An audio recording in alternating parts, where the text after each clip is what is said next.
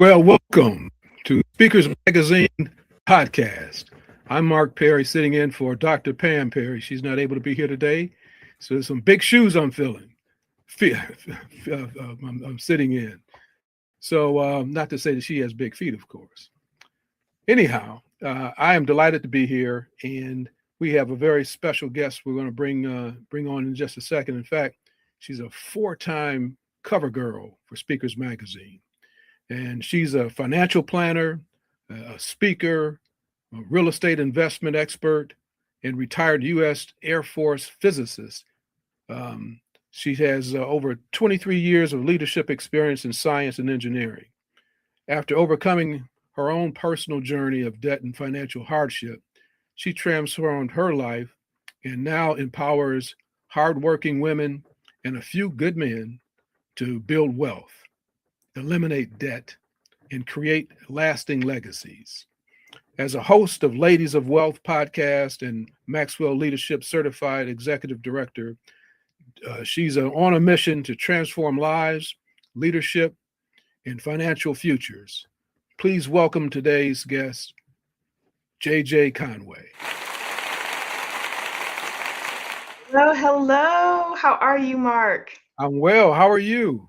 Oh, I'm so excited to be here today with Speakers Magazine. You know, it's a delight to have you. As I just mentioned that you've been a four-time cover girl, and you always look great on these publications when we do them. But it's always in celebration of something that's very not only historical but an important pivotal moment of Black American history, and that's Right. Juneteenth. And just share a little bit about overall what that is. Then we'll kind of get into more questions and answers of some specific things. Well, for those who don't know, or those who, like me, didn't grow up with a complete understanding of Juneteenth, Juneteenth represents the moment in time when the last of the slaves that had been freed 2.5 years ago were finally announced by, and set free by soldiers, forcibly set free. And the reason I make the comment about maybe some people were like me is the history books in many places don't even talk about Juneteenth. And those that do talk about it, a lot of times we might come away with an understanding there was maybe a 6 month delay from when the Emancipation Proclamation was official in 1 January 1863, and then to June 19th, 1865, when the forces landed on Galveston Island and set free those slaves in Galveston and Houston area. And so for me, I thought it was 6 months. And I know this is going to sound bad, but we're so, as a nation, we're so desensitized to the poor treatment of Black people that it's like, 6 months, okay. They didn't have internet, we get that. But 2.5 years, that's a Wow, long time to keep people that's a long enslaved. time. And That's then a long when time they to be were in the dark. freed, go ahead. when they No, when go they ahead. were freed, they weren't actually freed, because what did they do? They came right back as sharecroppers. And we see that even in the military. People put up with a toxic environment, and then they think they have succeeded by taking off the uniform and putting a suit back on and rolling right into the same old position, but they're still bound by toxicity and a perceived inability to speak out or take charge of their life. And so Juneteenth legacy seeks to equip our people with ways to succeed despite the culture and today policies, written policies designed to prevent Black people from succeeding. You know, you said that they were free, but they weren't told. What do you believe is the biggest lesson about wealth, ownership, and opportunity that Black Americans were never taught after emancipation? I think for me, what I take away from that is one of the lessons that Dr. George Fraser talks about how we are so disconnected. And while they didn't have internet, or they didn't have phone lines back then, there was connection in other parts of the country. And had someone had the minds to get connected to the different pockets of humanity, that perhaps Mhm. somebody could have come along and been like, hey, we've been free for a year now. What are y'all doing here? Now, I'm not going to fault our foremothers and our forefathers because we understand that those times were tough. But to me, it's more important now than ever that we are connected and working towards a shared goal of success, a shared goal of prosperity. Not just that our kids get to go to college with a big old fat college loan, but that our kids get to build wealth and that they get to live their life unencumbered by the toxicity of the corporate plantation or the entertainment complex or the sports complex. Not that I don't want our kids to enjoy those things and make their money, but that they are not bound. Mhm. With your ministry or your podcast that you target women about financial matters, uh, what are you sharing with them to make sure that this doesn't get repeated in terms of us being able to understand our financial positions in life? That's a great question because there's a couple of layers of foundation there. And the first foundation is financial management. A lot of what and I'm not going to speak for anybody else, but a lot of what I was taught growing up about money was just make sure you have enough to pay your rent and your food every month, and then you spend the rest partying and drinking. At least my parents paid their rent and made sure we bought food every month. My friends' parents didn't necessarily do that. And so, um, that we look at financial management and when you look at, you buy a purse today for $400 and by the time you pay that thing off it's cost you 3,000. And so that's the very first step. And I know that that sounds really basic for a lot of us, but there are so many money tricks that are played in the marketplace that keep poor people poor. And every step of the ladder along the way, there are additional tricks that keep people from moving up unless they're connected to somebody who understands those. So our foundation is money management. How do I take what I have, maximize it, and make it grow? And when it comes to making it grow, that's our next phase of education is how do we invest? And I teach that people invest just real briefly. I'm not going to describe them all, but real briefly, I teach that people invest first in themselves by paying off debt and getting themselves in a solid financial position, maybe to buy a house or something like that. Okay, we look at investing in those kinds of real estate and stock market, and we look at investing in businesses. Now, notice I say investing in a business and not just creating a business, because too Mhm. many entrepreneurs create a business and it turns into another job where they're Right. stressed out, we're burning the candles at both ends and not making any profit. So then we look at those levels of investment. And then once we've cleared that phase and we're really secure in that phase, and we've got our life, our debt, our financial, our impulses, our Mhm. I worked hard for this, I'm entitled to that impulses. Once we've got that Mhm. under control, our next phase is then how do we invest in the community? And some of that investment is not a monetary return, but a community return, our philanthropic endeavors. Also, how do we up level a community? And that's the part where I think the conversation for this year's Juneteenth is going to be really poignant for me Mhm. because I'm seeing our ability to be and build community decreasing with every new executive order signed in that White House. And that's a conversation Dr. Fraser and I are going to have Wednesday. We're going to have a real talk about how Black wealth can be built in Trump's America, with people being so afraid and all these policies that prevent us from getting the contracts that we might have been able to get, which were already hard to get and execute. And how do we move forward in a world that is really trying to push us back into a box? Yeah, one of those challenges are you mentioned about young folks being educated, going to college, and many of them coming out and not being able to afford paying back their loans, and even further impacting the fact of not owning a home until much later in life, if they do at all.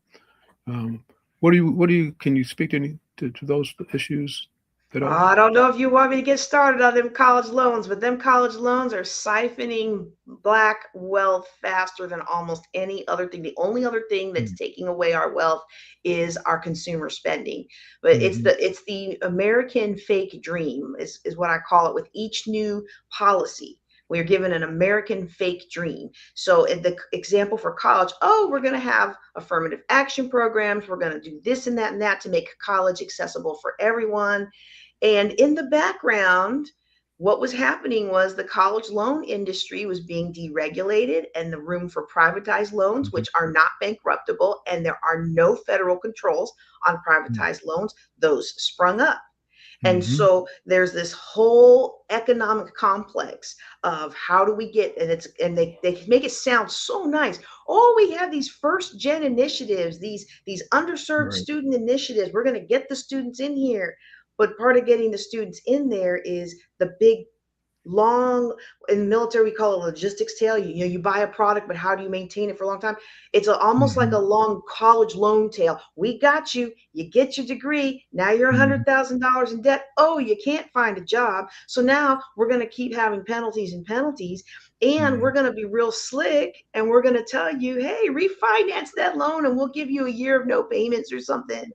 And Mhm. you refinance away from your federal loans into loans that are privatized. And now those loans pass on to your third and fourth generation. And Mm. now we're in a situation where it's harder to get a job, it's harder to start a business, and it's harder to get rid of those loans.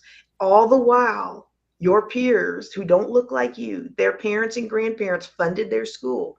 Their parents and grandparents funded the down payment on their first house. Their Mm. parents and grandparents transfer wealth through strategies that I didn't even know about till I went to take my financial certification classes. Strategies that Mm. transfer wealth without ever being taxed. And it's not the Mm. stuff we're sold in the hotel rooms. Right. It's not, and I'm not going to dig into that because I want to, I know we've got a lot to talk about today, but woo, I can get started about all of these different paths that look like they're to help us. Yeah. Yeah. Oh, but here's one. Here's another one. There was a program that was called, what do they call that? DEI, Diversity, Hmm. Equity, and Inclusion, that Hmm. was snatched away. And immediately we saw, what, 300,000 women that were disengaged from their positions. And there's many of them are obviously still looking for employment. Is that another one of those topics that you deal with as well? That's a very touchy topic for where I live because I do live in rural Texas, Toxic. and we have a strange dichotomy here. The number one category of people that have been impacted by the anti-DEI policies has been white women. However, I live in a county Really? which is less than 1% Black. Yet many of the women I talk to refuse to acknowledge the policy's impact on them. Or if they do, it is in the mindset of, well, it's worth it. It's worth the sacrifice. It'll all work out in the end when we get our Trump money. And I hate to tell you, Trump money ain't coming. And it's going to be a So rude that just tells awakening. you it tells you they were benefiting by that. That's what it What's tells you, that? right? It tells you they were benefiting by DEI. They, They were expecting to benefit. And I okay. have heard this so many times. Well, my Trump money hasn't come yet, and this is harder, and that's harder, and this happened, and that happened, but it's going to Trump be worth money. it. Wow. And So I'm kind of scattering here a little bit. Going back to your going conference. back to the original question of, is that Right. something I talk about? What I look at is, how do we succeed despite that environment? Mhm. If you try to go get a job, the qualifications are harder for you. The atmosphere is, we don't want you. Do you even want to put yourself in that position? I understand some of us need to get a job. We need to feed our families. We got to do what it takes. But can we craft a life that is so full of impact and joy, utilizing your expertise and making good money, that you don't ever have to go back to that toxic environment? Mhm. For many of us, the answer is yes, we absolutely can. Well, looking back, and you've been very public about, your situation with your financial background. Um, what is it that you personally went through that gave you the insight and the fortitude to get yourself whole again? There's the thing.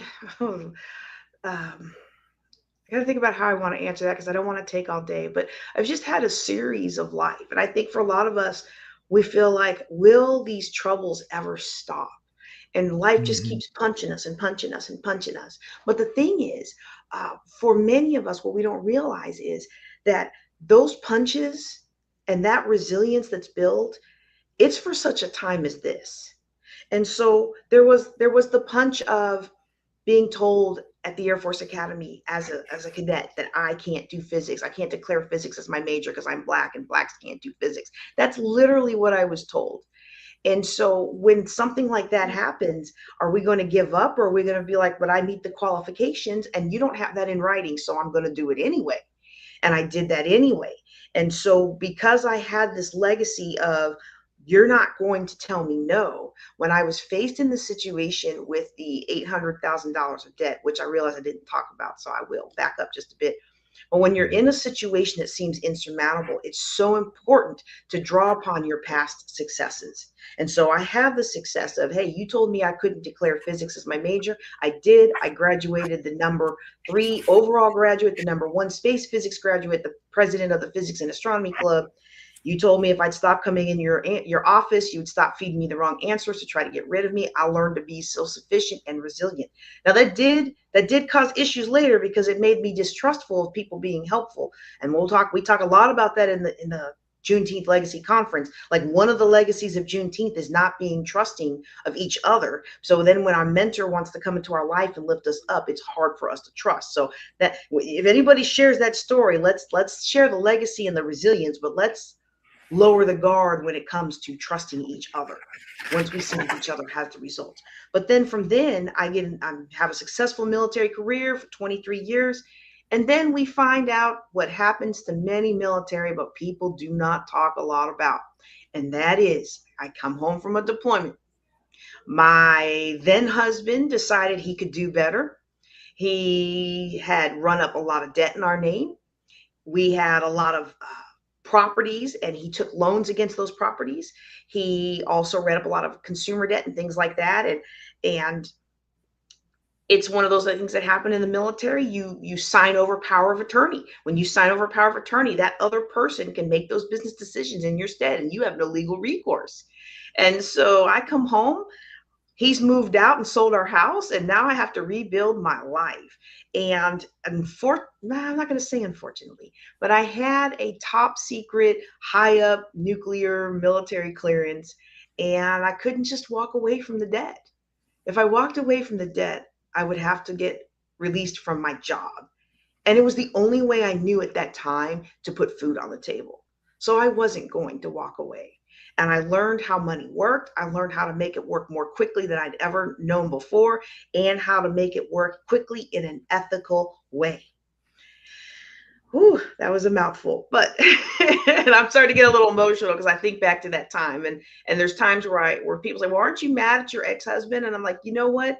In a roundabout way, if he had never done what he did in the moment of desperation he was in, from PTSD and Iraq and everything, I would have never learned what I learned about money, and I wouldn't be changing lives all over the world.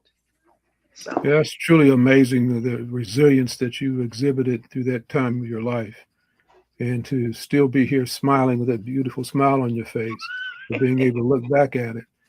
But what else was it that you think pulled you through all that? well, the ultimate thing that pulled me through everything I've been through is the Lord. And my faith, and I want to say my faith, but we always say that, but really, I think in my case, it was Him reaching down and saying, "I'm not going to let you go." Mm-hmm. Amen. And He led me to the right places and the right people and the right education. And even when it came to my financial certification, I felt drawn to teaching people about money. The funny story. Yeah. I was on a date that's going Mhm. horribly wrong. I really liked this guy. He was very clear he did not like me. Uh, and he was like, every conversation you have goes to financial management and financial empowerment and why people can build wealth. And I was like, really? Because I'm so in debt. And he said, every conversation, it doesn't matter what topic we start with. We can talk about football and you will find a way to work it back to, the players needing to be financially independent. And he said, I think that's your lane. And back then it was so offensive to me because I felt like good people really couldn't be wealthy. And I felt like good people in the ministry shouldn't be wealthy back then. We can have a whole nother interview about those falsehoods of faith when it comes to finance.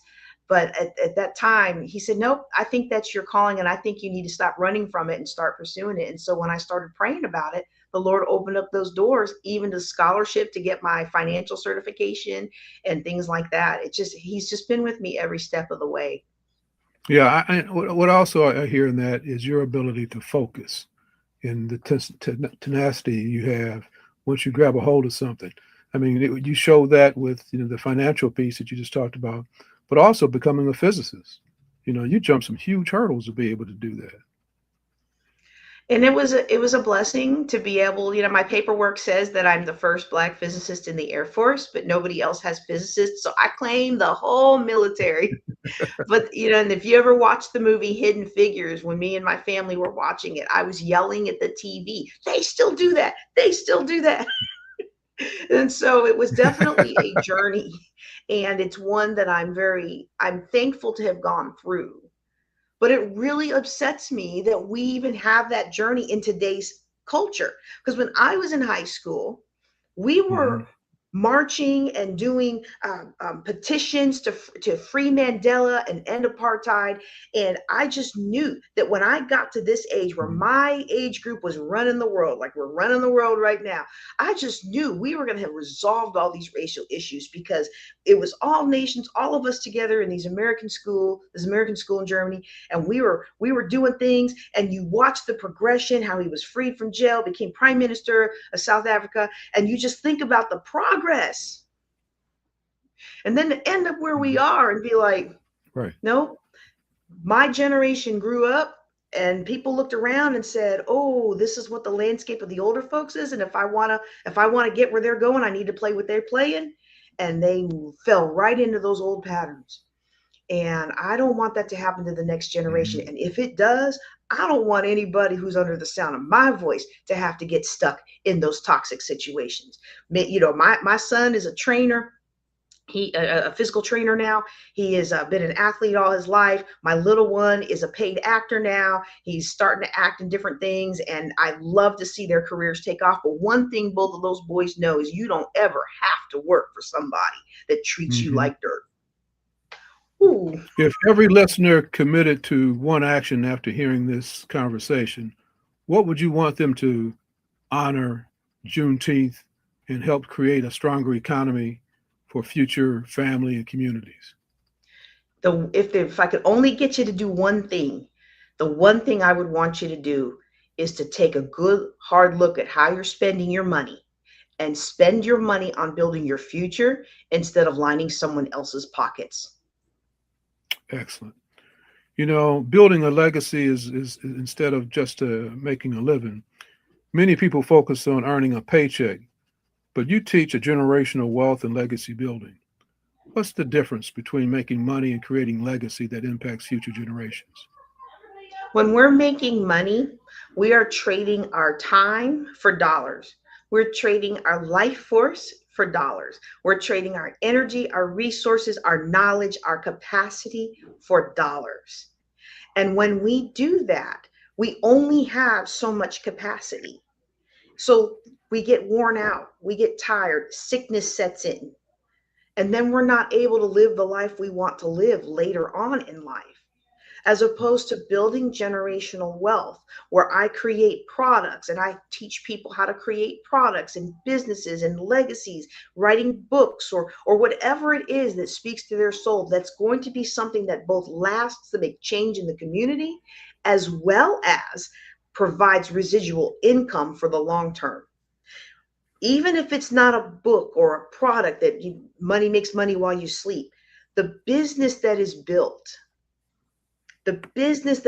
has to be built with a mindset towards, how do I make this profitable, and how do I make it something that can be packaged and sold later if the need arises. Because maybe my children don't want my business, and I'm working with a client on that right now. She's built a multi-million dollar international business, and none of her children want to take it over. How do we Mm. package that? Just having the business is great, success, amazing, one of the most amazing women I know, but that's not legacy. Legacy is, how does this thing continue to have legs and bless your family even after you are no longer working it, rolling up your sleeves and putting your life force into it. And sometimes that is by transferring it, or sometimes it's by selling it and using the funds to set up trusts and things like that for the family legacy. Sometimes it can take a variety of different shapes and ways. But when we start looking long term, then we realize I am not going to plan on 20 years from now, me trading my little time and energy that I have for those few little dollars. Instead, my dollars are making more dollars. They're like money babies that are going out into the economy, and they're bringing me back little money grandbabies. And every day those grandbabies are growing, benefiting my real soon to come, not too soon though, grandbabies.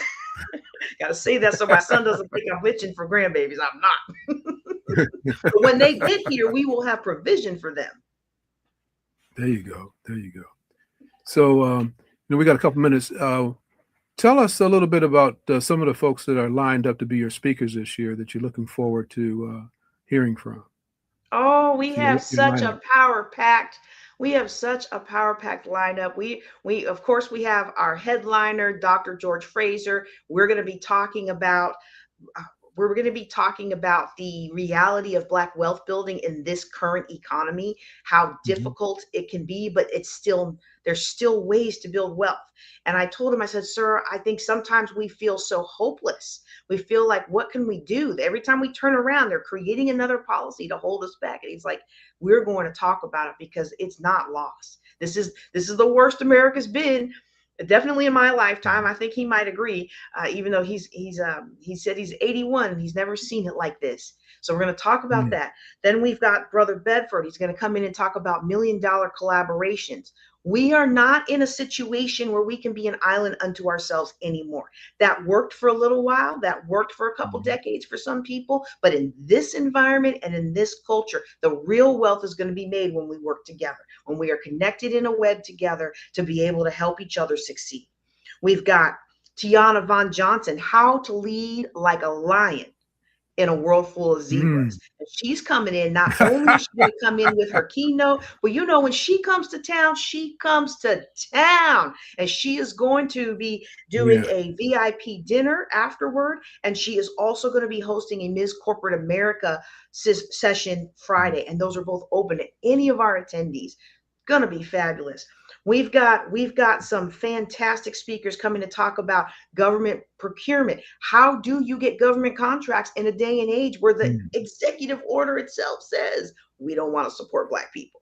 How do you get those government contracts? How do you overcome having the rug pulled out from under you? We've got some former athletes coming to talk about how they rebuilt their lives and how we can rebuild our life when you turned around tomorrow and you don't have a job anymore for no reason but the fact of how you look.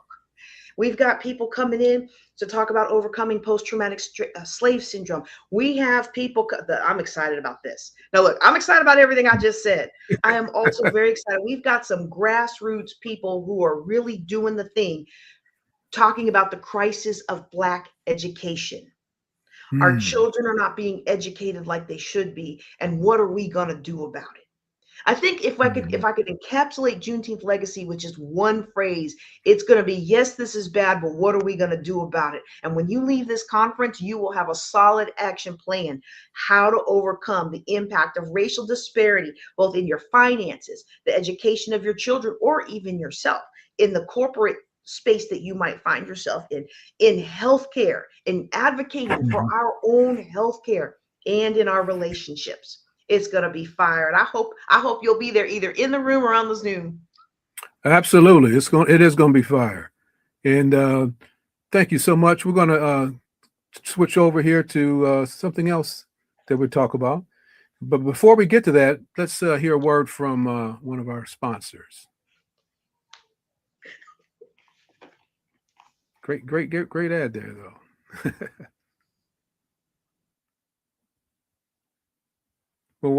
Are you ready to elevate your speaking career and be a part of a movement that amplifies Black voices? Speakers Magazine is your go-to resource, highlighting top speakers, industry insights, and strategies to take your platform to the next level. Subscribe today and unlock the blueprint for speaker success. Visit www.speakersmagazine.com, the #1 magazine for Black speakers. Subscribe now and start your journey to success. Amplify your voice. Subscribe today.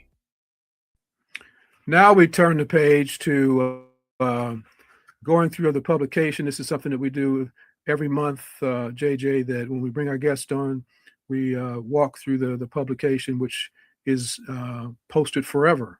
It's an evergreen piece. So you'll be there forever on the cover for June 2026.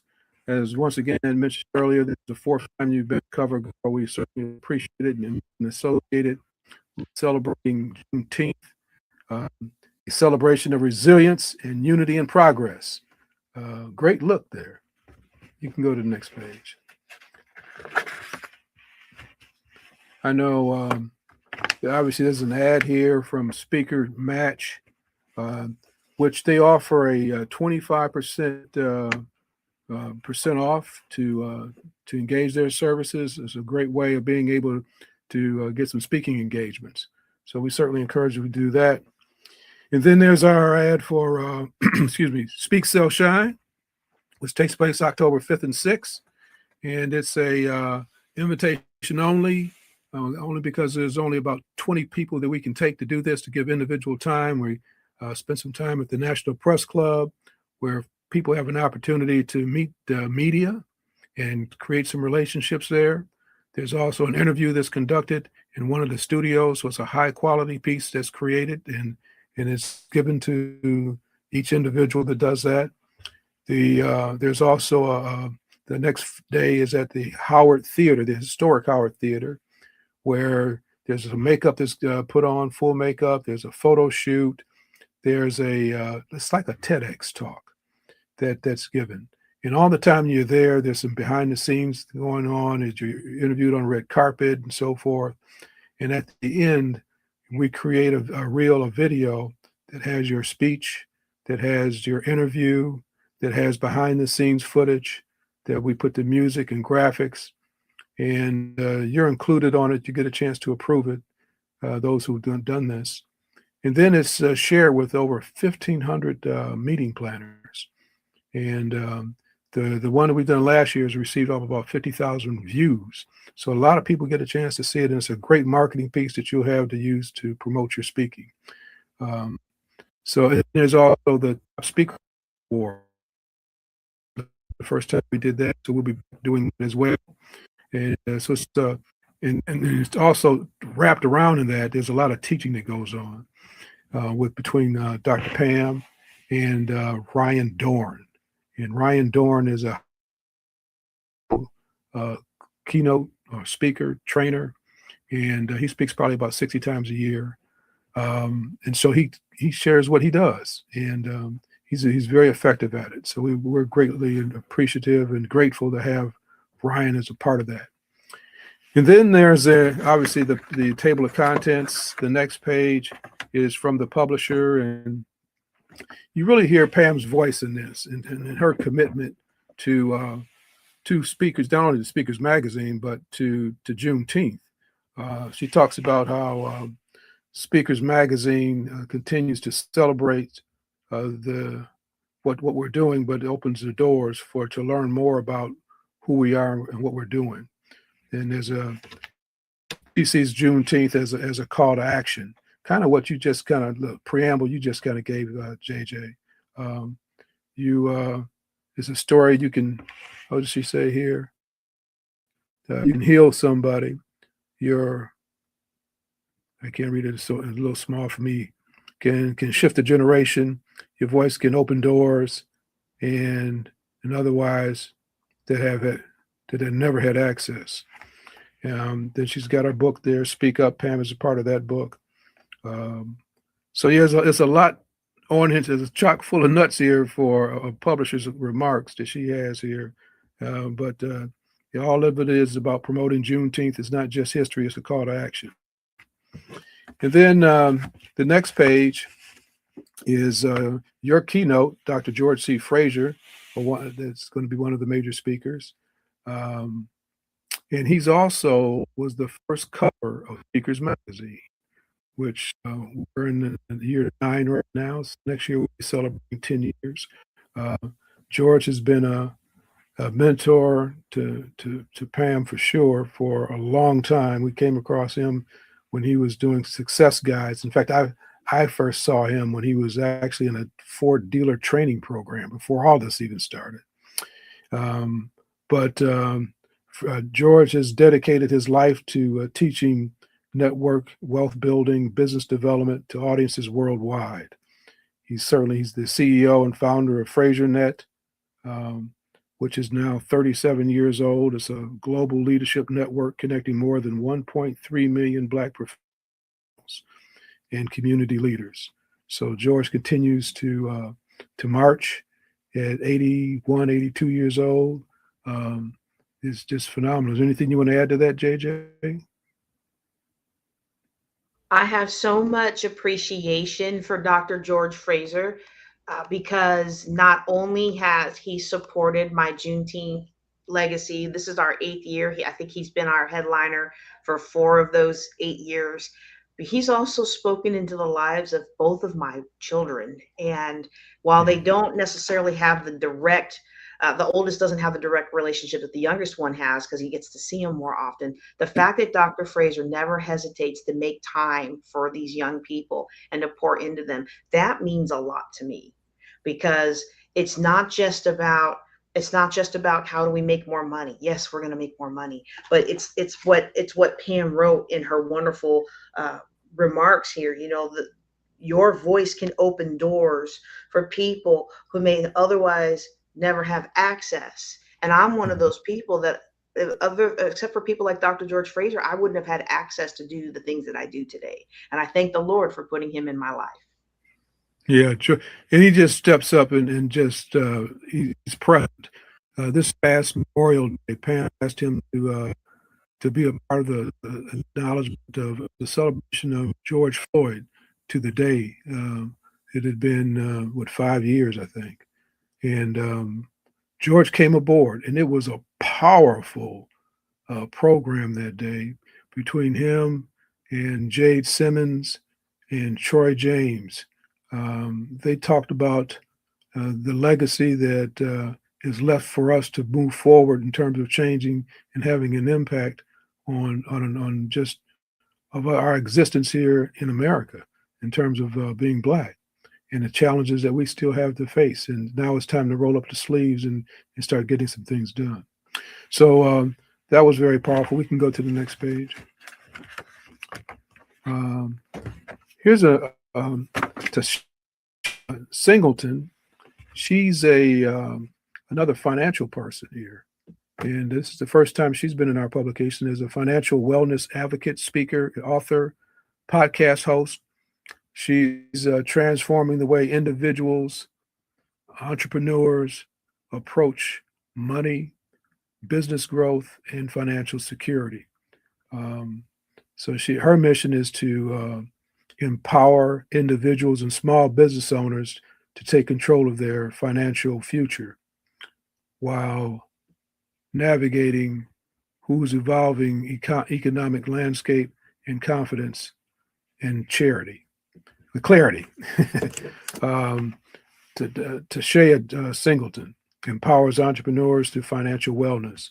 So who knows? Maybe next year she could be one of your speakers to carry on. Oh, I definitely want Tashea to be one of my speakers because one of the things that she talks about is not just surviving, but actually thriving.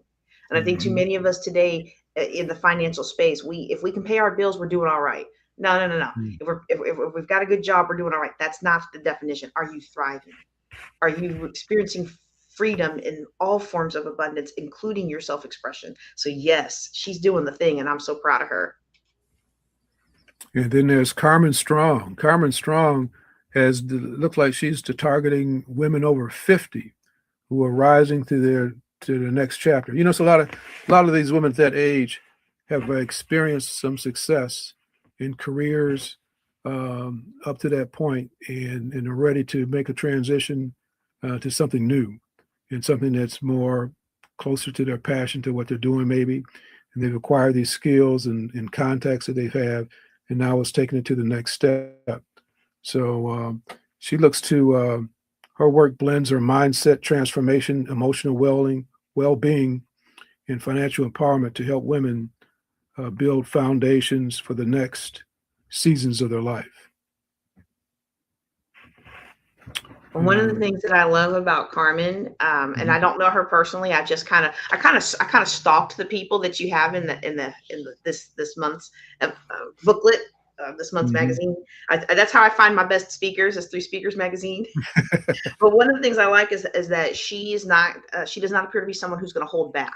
So if Mhm. there's something that needs to be said, that women for generations knew how to handle this transition into this season and still be more powerful and more impacted and more effective. But for some reason in the last, maybe 100 years, that knowledge has dried up, and we're almost afraid to say the things that need to be afraid. Well, Carmen's not afraid. Maybe that's why her last name is Strong, because she is strong enough to tell you what you need to hear so that you can succeed. Amen. Amen. Well done. Well said. This next spread, if you will, is the highlight of the publication. Yes, right here, Juneteenth Legacy with the almighty JJ Conway. Um, we are so delighted to have you part of this, and for us to be a publication associated with it. It means a lot to us. So this is year number 8. This is number 8. So yes, we were a conference before it became a holiday. Is, uh, is there anything that I did not ask you about this that we want to make sure that folks know about what you're going to be doing on June 19th, next Friday, which is Juneteenth, and about the conference? Well, this year we are doing all 3 days. We're doing Wednesday, Thursday, and Friday. That's how many quality speakers we had join the lineup this year.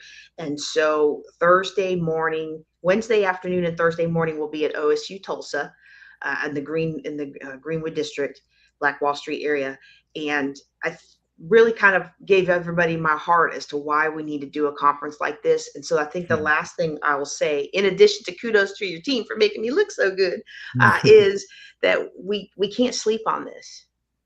Things are changing rapidly. And when things are changing rapidly, and when there's any kind of turmoil in the economy, it is the best time to build wealth. It is the best time, even if you have to go underground or hidden a little bit and operate a little bit in the shadows. This is the best time to secure your foundation. Whatever happens with the economy of our nation in the next 10 or 20 years, now is the time to establish your foundation. Now is the time to be in this room. Say that. You're absolutely right. I mean, if there was any time in our history, now's the time. I mean, things are being done right before our eyes. And I mean, not even in the dark, not even behind closed doors. So it's come here and put these things into action, get these steps, get our feet moving, because there's change that needs to happen with us in order for us to have change. And Um, one thing that I didn't have pinned down before we did the interview for this article is what mhm. I'm going to be speaking about. And I'm going to Oh, be speaking about underground abundance, mhm, because one of the issues that we're facing right now is the above the line, above board, what everybody sees way for us to normally build wealth. Those doors are being closed to us. But there are ways to buy real estate that mhm, you don't have to have very much money and no one has to know who you are. There are mm, ways to invest in businesses and other things. I mean, the stock market has always been, if you can open up the account and you've got money, you can invest. But there are other things that have been closed to us recently, and we can still find ways to operate without being detected. And those are things that I don't talk about publicly on my channel. That's why mhm, we need to be in these rooms. We need to be at the Juneteenth Legacy Conference, the All Black by Dr. Boyce, the Power Networking Conference by Dr. Fraser and Delano Johnson. We need to be in those rooms, because we cannot keep operating the way we've been operating. But this is a time to be able to acquire property. One of the most impressive things that I've seen in the last couple of weeks is in an area where I go to the courthouse steps to try to buy a foreclosure or a tax sale, and people mhm. outbid me just because they don't want the Black woman to buy a property. I have learned ways to go behind the scenes and buy the property in a way that you cannot tell me no. Mm. Those are the kinds of things we're going to be talking about at Juneteenth Legacy. Yeah, interesting story. A few years ago, there's a building here in Detroit, which is part of the landscape. It's called the Renaissance Center, and it's the tallest building in the city. and there's other towers that are around it. And initially, it was built, and its biggest people that stayed in the building was Ford Motor Company. They had their offices there, and they were going to sell it. They went to sell it, and at the time of the signing, when it was time to sign the documents, and the buyer was revealed, it was General Motors. General Motors had bought the building without Ford knowing who they were. And so you can imagine the egg on their face when they found out that they got it for a song. um, and then there's other situations that I've heard of Ford dealerships across the country. There happened to be a Ford dealership, but a dealership, one of the biggest ones that are around. When he bought the dealership, the owner didn't know he was selling it to a black person, not until the very end. So those strategies have been around and not widely known. So it's great to hear that you're going to be covering those types of things. Yes. And And I will one, not be recording that session. right, yeah, right, absolutely. Um, and so that's why it's also important that George is part of this, because he has the history of some of this stuff that he's seen over his, because of the fact how old he is and how connected that he is. So it's a great way to get that launched and get that started. Yeah, it sounds like you have a fabulous lineup of folks that bring their own expertise and experience to make this a memorable and effective Juneteenth that you've ever had. So I look Yes, sir. forward And to one of that. them's on your next page. Yes. And so who might that be? Dr. Josiah Jackson. So how does she come by you? I am so excited to see this woman on this stage in person. She brings such a wealth of knowledge and experience. And again, this is a space where we want the glitz and the glamour, but we want somebody that's been doing the thing. And so she's been doing the thing, and I'm excited. She's going to come in, she's going to give her keynote, she's going to be on our education panel, she's going to be woven in throughout the conference. And I'm just so thankful for Pam Perry, PR, putting us together. Yeah, her platform is educate, empower, and unite communities. Um, Dr. Josiah Jackson, she's inspires educational leaders to make a difference. Yeah, I'm looking forward to seeing what she does with you guys. On the next page is the founder of Black Speakers Network, who is in partnership with Speakers Magazine. We're the magazine for them. And this young man, Brian Oles, he has a great vision of pulling that together. But in this article here, he just gives some thought here about mastering your moment on stage with the microphone. Um, I think he actually had a little opportunity to be a stand-up if he wanted to. He's a funny guy, but very personable. We adore him. He's a good person. Thank him for all that he does with us. On the next page is Lloyd Walsh, originally from Jamaica, and his expertise is about leadership. He helps leaders navigate through pressure, purpose, and legacy. And it has his book there, and certainly you can find him at riseagainfinishstrong.com. He's a seasoned guy that's been around a while. He's operating out of Atlanta, Georgia now. So he could be a future speaker for you too, from a different perspective of a leader. Absolutely. And what he brings to the table a lot of times, I'm open book and I'm a woman, so I've got both the open book and the talk too much going on stereotypically, but we don't find men talking about these issues. Mm-hmm. And I like what Lloyd Walsh is doing, because it helps reframe the getting older and, oh my goodness, I'm losing strength, I'm losing virility, but repackaging that into, let's take the wisdom that you've gained, let's Mm-hmm. take the life experience that you have, the networks that you've built, or or the battle scars that you wear. Maybe you don't have the things in place that you thought you were going to have at this season of life. And he is helping men. I don't know. I'm not a man, so I don't know if it's the right language, but he's showing men that you're not done. You got a lot of fight left in you, Mm-hmm. and your best years are your best years are yet to come. Well done. Yes, he does do that. Over the next page is Dr. Nikki Harris. And she's coming to Tulsa. I mean, she's in Tulsa. She's coming to Juneteenth. Yes. Empowering women to lead with faith, purpose, and dominion. You know, there's a lot of women that deal with that subject of empowering, and her own twist about it. She's dedicated her life to transforming lives through education, ministry and leadership development, and community empowerment. So, which is a mouthful. There's a lot there. Dr. Nikki is what I would call a triple threat. She is an expert in three key areas of life. She helped found a relationship organization in Tulsa for Black relationships and strengthening your marriages and relationships. She also does pastoral counseling, in addition to the things that you've got here. And then on the education front, she has been working in education, providing services and advising and consulting. And that's the capacity she's coming to Tulsa, not to Tulsa Juneteenth, but to Juneteenth Legacy in Tulsa.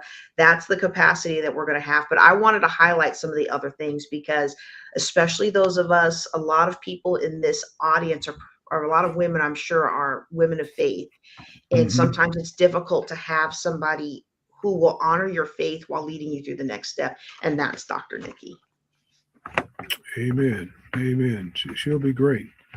On the next page is another powerhouse, Dr. Linda Jordan. Jordan with an O, not an A. Dr. Linda is also a mayor in I want to say in the Carolinas, North Carolina.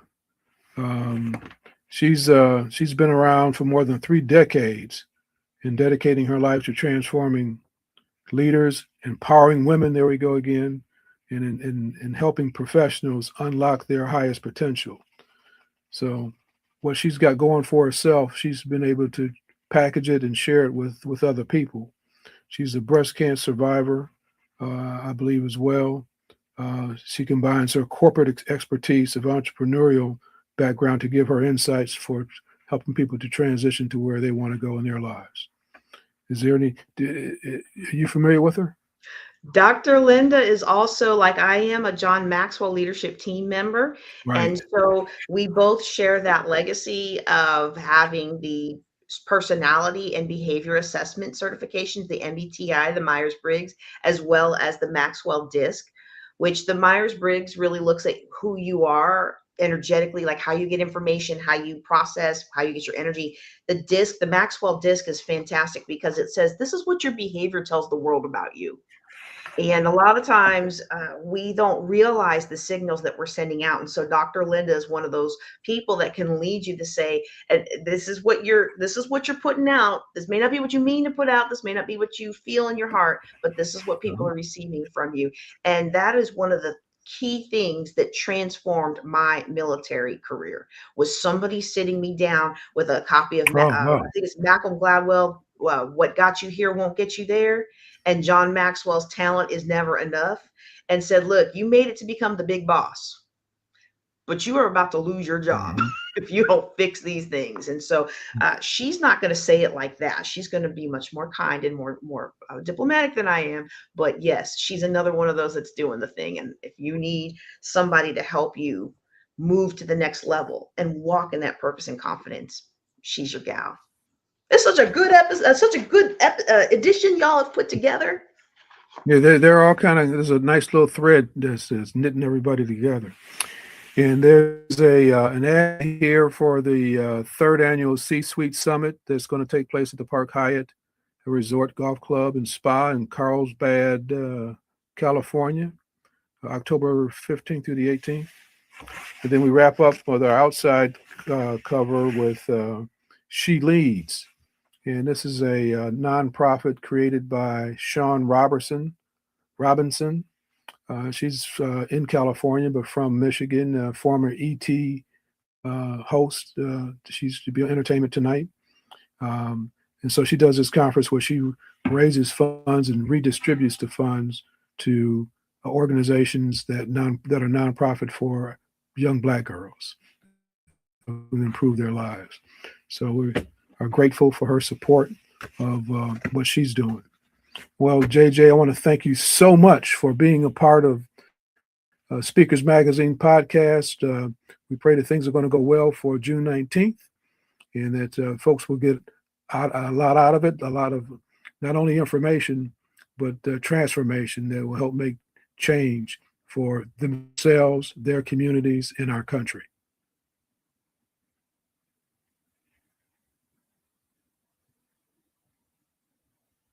I can't hear you. I don't know if you get your mic off. Thank you for the opportunity to be Speakers Magazine cover girl for the 4th year in a row. I hope we can make it a 10th year one day. But Yeah. Thank you so much. Thank you so much. And thank you for what you and Pam Perry PR do to help us elevate our message. We have to create pathways to get our message out. And I appreciate you and I applaud you. Thank you. Thank you to our producer, Monet. Thank you, Ryan Knowles.